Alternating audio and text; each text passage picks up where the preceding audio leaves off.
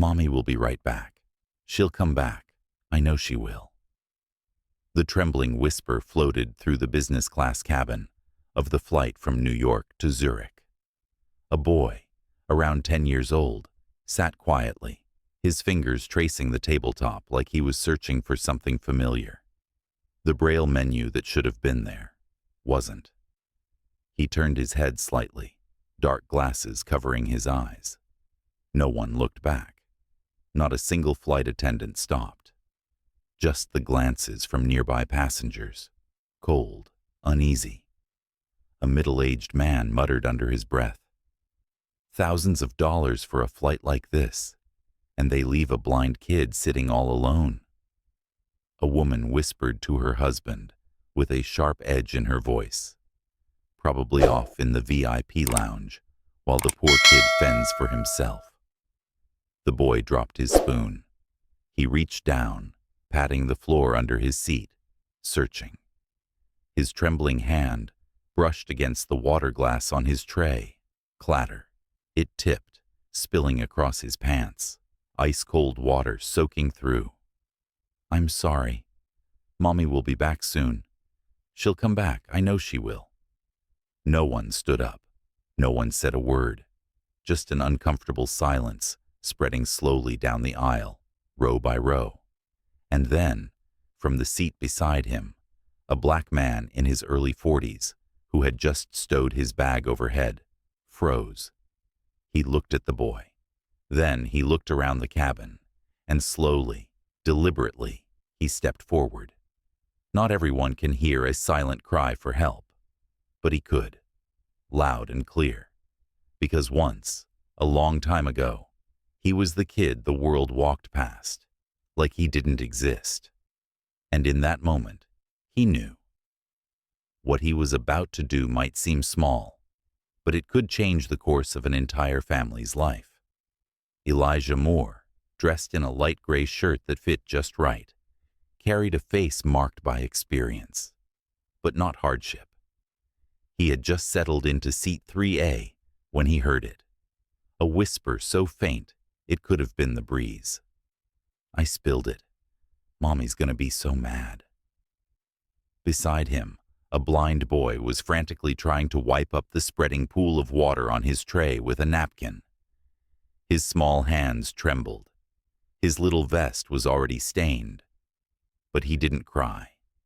He just kept repeating that one sentence, like a quiet apology floating into the air. Elijah didn't ask any questions.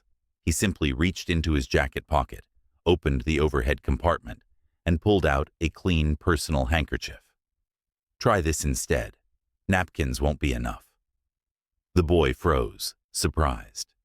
"You're not mad?" Elijah smiled gently. "Why would I be mad? This is a plane, not a dinner table.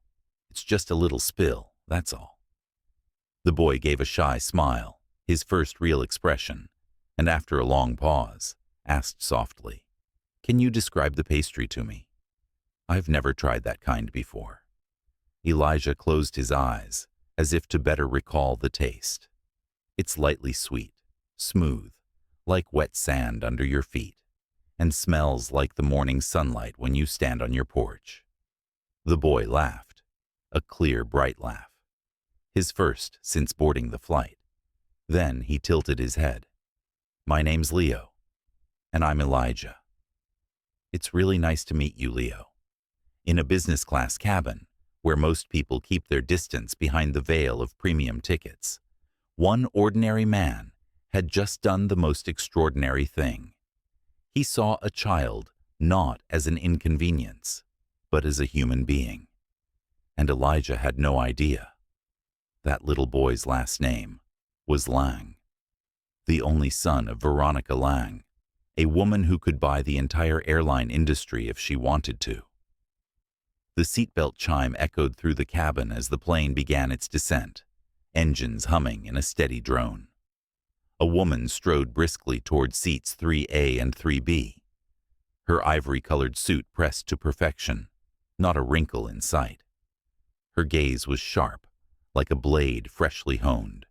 Veronica Lang, CEO of Lang Aerospace, A name that made global finance executives sit up straight. A name synonymous with power, discipline, and absolute control. She stopped. Her eyes flicked between the two seats. In front of her, her son, Leo Lang, smiling, his small hand resting on the arm of the black man sitting beside him. "Who are you?" Her voice wasn't loud, but it carried enough weight to silence the next 3 rows. "And who gave you permission to speak to my son?" Elijah turned to her slowly. No flinch, no fear. His voice was calm, grounded. He was worried. "I was just sitting beside him, and helped when he needed it." Veronica narrowed her eyes. That composure, it wasn't something she encountered often. Leo quickly grabbed his mother's hand. "Mom, he's kind, really. Please don't be mad at him." No reply. Veronica turned away, guiding Leo back toward the first row of the VIP cabin. Moments later, a message was quietly typed into the phone inside her Hermes handbag. "I want a full report on Elijah Moore within 24 hours. The more detail, the better." In Veronica Lang's world, there was no such thing as a good person and people she needed to control. And now, Elijah Moore. The calm man in seat 3A had just landed squarely in the sights of the most powerful woman in American aviation.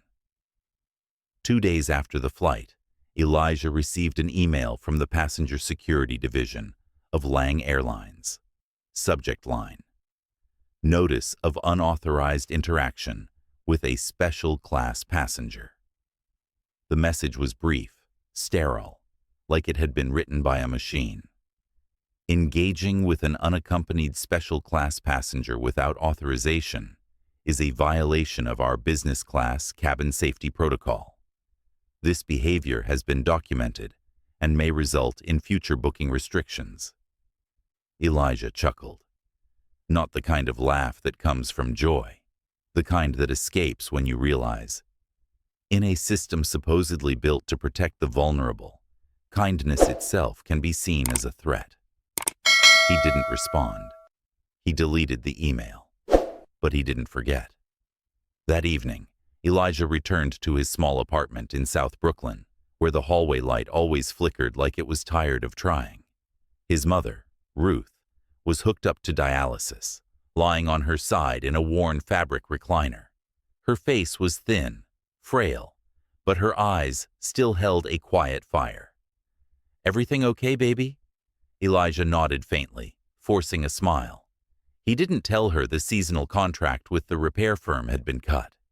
Didn't mention the checking account, barely holding a few $100.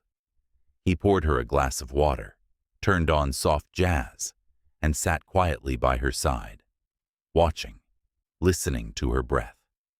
Inside, an old question rose up again, one he'd buried so many times. What did I do wrong? No shouting, no stepping out of line, no offense. All he did was help a child. Elijah glanced back at the email on his phone, then whispered softly, like a quiet protest no one would hear. Or maybe just being black means whatever I do is already wrong. In a world where power defines what's right, kindness, when it doesn't come with status, can become the perfect excuse to punish. 3 days later, as Elijah was helping his mother change her dialysis bag, a notification lit up on his phone screen. Lang Aerospace, private meeting invitation. Location, 42nd floor, Lang Tower Headquarters, Manhattan. Elijah thought it had to be a mistake, or a prank. But the next morning, at exactly 10 a.m., he walked into a glass tower where every door scanned your face before it opened. An assistant led him to a private meeting room. Only one person was there. A woman standing with her back to him, holding a tiny espresso cup. Veronica Lang. "You're on time." "Good," she said without turning around. A thick folder sat neatly on the table. "This is your full file, Elijah Moore. Columbia University scholarship. Dropped out to care for your ailing mother. working 3 part-time jobs, no debts, no criminal record. She lifted her eyes to meet his, her stare, sharp as a blade. That flight was a test. I wanted to see what would happen if I made Leo invisible among the rich. Who would actually see him? Elijah's hand tightened on the armrest. His eyes never left hers. No one stopped, except you, she continued, and that made me curious. She slid an envelope across the table. Inside, a 6-figure check. Call it a thank you or a reward. Elijah glanced at it, then calmly slid it right back. I didn't do it for payment. Veronica raised an eyebrow, for the first time, slightly off balance. Everyone has a price. Elijah smiled, softly, without malice. Not everyone uses children to test the morality of strangers. The silence that followed was heavy. For the first time in years, Veronica Lang had no response, and in that moment, she knew. This man was unlike anyone she had ever met. The meeting didn't end with a thank you. It ended with a proposal, an unexpected one. You refused the money. Good, Veronica said, pulling out a second folder. This time, it wasn't a background report. It was a job contract. I need someone to accompany Leo on upcoming business trips. Davos, Tokyo, Geneva. I can't drop everything to follow him around. Elijah tilted his head slightly. I'm not a bodyguard. Number. You're something Leo needs more than that. Someone who listens. Someone who isn't afraid of me. She paused, then added, as if laying down her final card. In return, your niece, Kiara Moore, 13 years old, math prodigy. I can get her into the International Genevois School in Switzerland. Full scholarship. Elijah didn't ask how she knew. He already knew. Veronica Lang had ways of knowing everything. He nodded slowly, but deep in his gut, a familiar instinct stirred. Something wasn't right. A brilliant boy, blind since age 5. But no one ever talked about why. Weeks later, Elijah tracked down a retired nurse who used to work for the Lang family. A few phone calls, some delicate questions. Then, a name, an incident, buried deep inside an overlooked auto insurance file. Elijah found the line that chilled him to the bone. Driver at fault, Veronica Lang. The accident that took Leo's sight. No headlines, no charges, no court records, just silence. And a wall of power strong enough to erase any trace of an unforgivable mistake. Elijah clenched his fist. He accepted the role, not for the scholarship, but because Leo deserved to know the truth about his mother. 3 months into traveling with Leo, Elijah had become a familiar name inside the Lang estate. The boy trusted him completely. At night, they'd talk about music, constellations, and the dreams Leo kept close, if one day I could ever see again. One evening, while tidying up Leo's bookshelves, Elijah stumbled across an old file box tucked behind the bottom shelf, a place no housekeeper dared to touch. Inside were photocopies of medical records, doctor names, test dates, diagnosis charts, and one phrase, repeated over and over: potential for vision recovery, 45 to 60% if treated early. In the corner of each page, a red stamp slashed through the hope. Cancelled at family's request. Elijah couldn't believe what he was reading. He reached out to Leo's first ophthalmologist, now working at a small clinic in Canada. Through a 42-minute video call, Elijah got the answer he feared. I don't know why they stopped treatment. Leo was responding well. The recovery wouldn't have been perfect, but there was definitely a real chance. The doctor later sent over a short audio clip, a recording of his last conversation with Veronica. If the boy sees again, then what?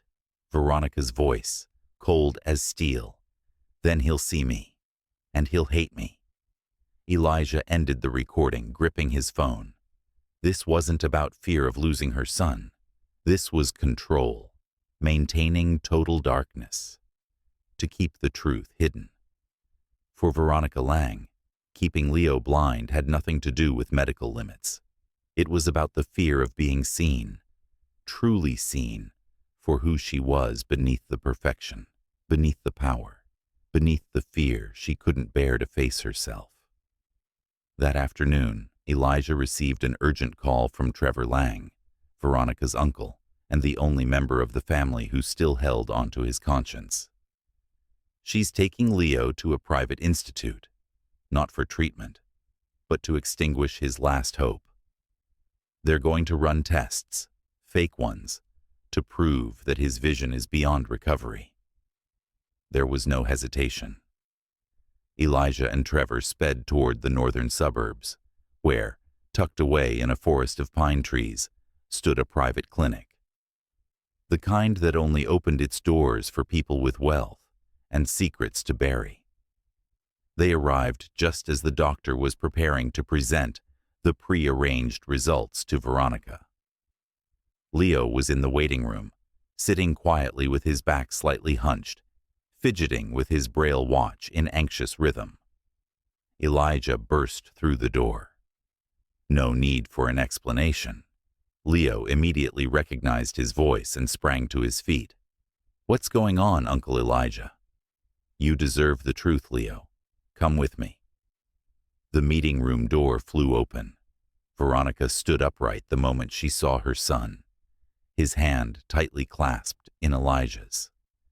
No words were exchanged, no files, no papers, just a boy, standing before the mother who had kept him in darkness for 5 long years. And in a voice that shook the room more than any courtroom verdict, he whispered, "I'm not angry at you for making me blind. I'm angry because you stole my chance to ever see the world again." Veronica collapsed into her chair. No defense, no excuses. For the first time, real tears streamed down the face of the woman who once ruled the skies with a single word. Because in that moment she knew her son wasn't blind because of fate. He was blind because of her. And that truth, no amount of power, no sum of money, could ever bury. The experimental treatment lasted 6 weeks. And then, one October morning, Leo sat by the window in their new apartment, where sunlight filtered softly through the sheer curtains, and whispered, "I see light. It's like pale yellow, like lemon in water." Elijah looked at the boy, then quickly turned away to hide the tears welling in his eyes. It wasn't just the light. It was the way Leo held his head up, for the first time in 5 years. From a nearby hospital room, Veronica watched through the glass. Silent, just a mother. No phone, no longer a CEO, no longer Ms. Lang, watching her son step into the light. And for once, not trying to hold him back. 1 month later, Veronica publicly announced her resignation from Lang Aerospace. All her shares were transferred into the Global Vision Fund, a new foundation, not built for press coverage, but for action. The fund's lead coordinator? Elijah Moore. Once labeled a violator of special passenger protocol, he now stood center stage at medical conferences, speaking on equity in access to treatment. His niece, Kiara, received a full scholarship to the prestigious Genevois Academy. The little girl who once learned math by counting beams of light through a window now had access to the greatest scientific minds in the world. And Leo? Leo stood before a packed audience at the fund's inaugural ceremony and said something that left the entire hall in stunned silence. "I used to see nothing, but maybe the ones who were truly blind were those who chose to close their eyes to the truth." And from that one sentence, the old system began to tremble, not from noise, but from a child who chose truth over comfort. At the 1-year anniversary of the Global Vision Fund, there were no flashing PR banners, no sponsor logos, No diamond-tier donors or executives in front-row seats. Just children who had once lived in darkness, and the parents who had dared to believe in what once felt impossible.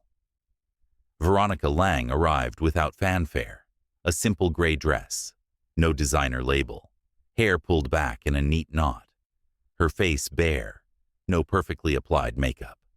Just the quiet, steady gaze of a woman, finally seeing clearly for the first time in her life.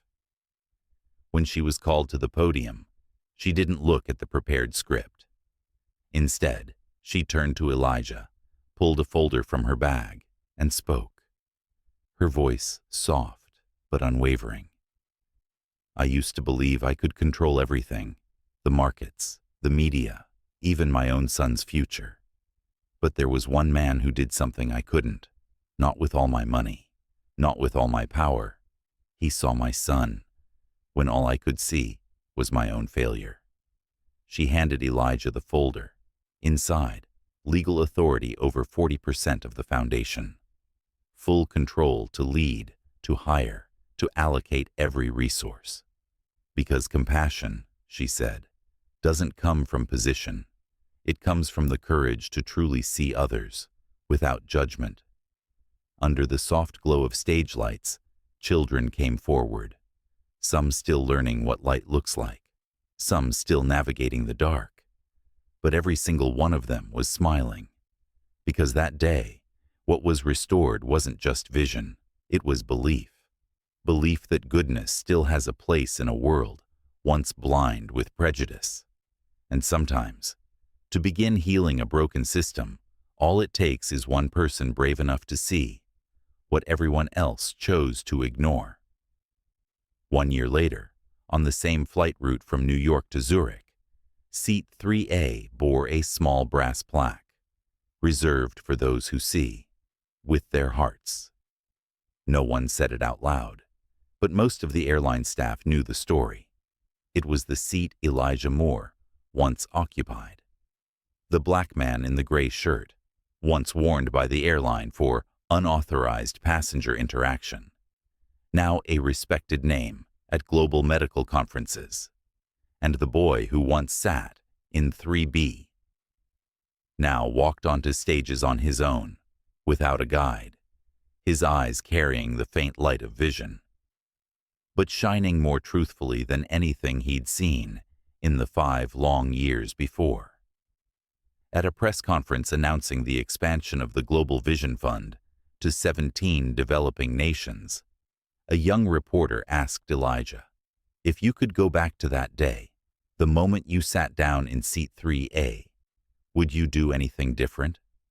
Elijah smiled, a quiet smile that never made it into any press photo, and said, no, because sometimes all it takes is hearing a child whisper, "Mommy will come back," to realize this world doesn't need more rules.